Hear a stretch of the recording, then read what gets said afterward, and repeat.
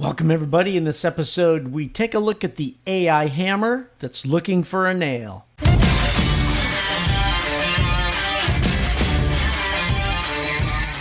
Welcome to ClickAI Radio, where you'll learn the secrets to transforming your small to medium business. Grant has been helping businesses transform using technology for over 30 years. Advanced technologies like artificial intelligence have been available only to large companies and advanced technical teams. Grant will discuss how you can use to leverage AI and other technologies to grow your small to medium business. As a gift, Grant is offering his ebook, AI for Sales Growth, at clickairadio.com. Now, here's your host and BizTech geek, Grant Larson.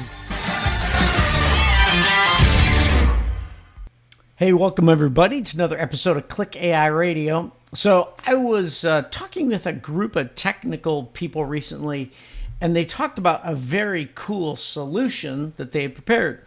So I asked this question. I said, so which part of your business will this benefit? And they said, well, we're still trying to figure that out. I said, oh, you've got a solution looking for a problem. They said, exactly.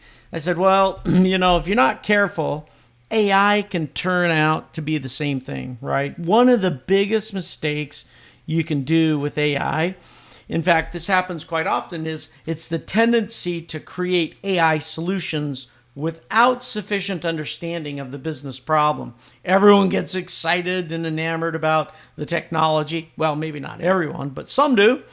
And so it turns out that a crisp definition or description of your business problem is, of course, critical. However, as you know, with AI, you can do a bit of both. In fact, I'd encourage both. It kind of looks like this.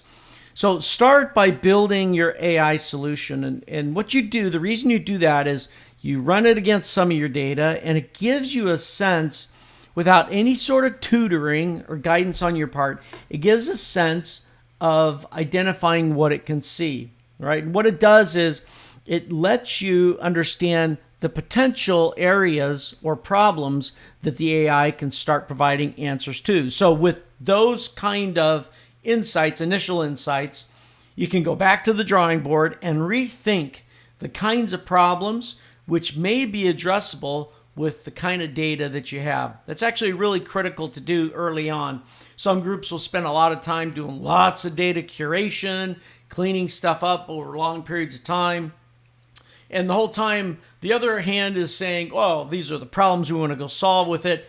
And then the two don't meet, right? You don't have the kind of information that's even needed or that AI would need to address it. So what you're really trying to do is an interactive, iterative, give and take process as a way to think about it. Now, I've never seen a situation where the first time the AI solution was created, that it was ready to be used by the business. So you should get that out of your mind. Rather, adjust your thinking to consider discovering what the possible problems are that can be solved with AI by looking at your data. Then go back, evaluate the business problems, and continue to iterate and fine-tune that. All right, you can certainly grow and build on your data set after you do that, but save a lot of time by doing that. All right, well, let's talk about what actually is a more significant and critical way to look at this. So in reality, as you know, most of our businesses have many existing systems, right? And our business information, of course, is spread across these systems with lots of redundant data.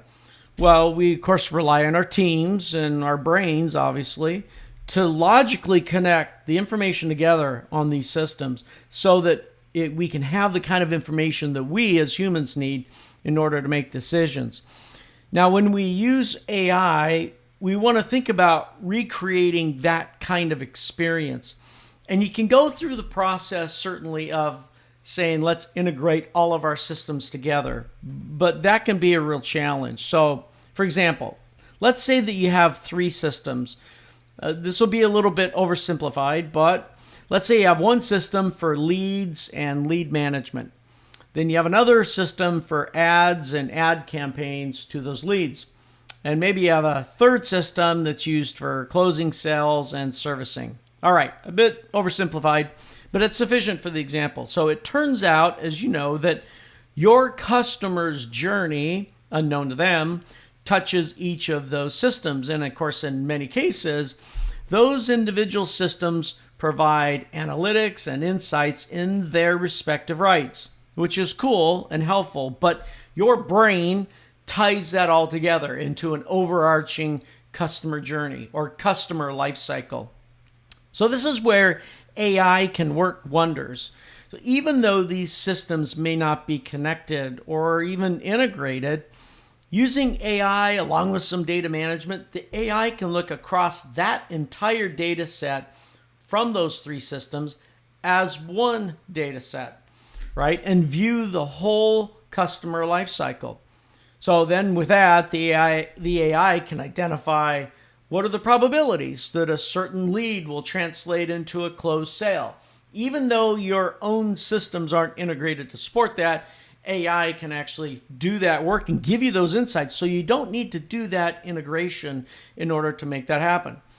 So I encourage you to focus less on getting all those systems connected or even transforming or moving your data to one system that does it all. Certainly that's good, and there's some benefits of doing that. But the key is don't focus on getting all those connected, but rather focus more on understanding what the predictive golden nuggets are that are already hiding in plain sight across your integrated data, not necessarily integrated systems, but your integrated data, and let the AI see that. It turns out that this is a nail that the AI hammer can use. All right, thanks for joining. Until next time, everybody, get a holistic view of your disconnected systems with AI. Thank you for joining Grant on ClickAI Radio. Don't forget to subscribe and leave feedback. And remember to download your free ebook. Visit clickairadio.com now.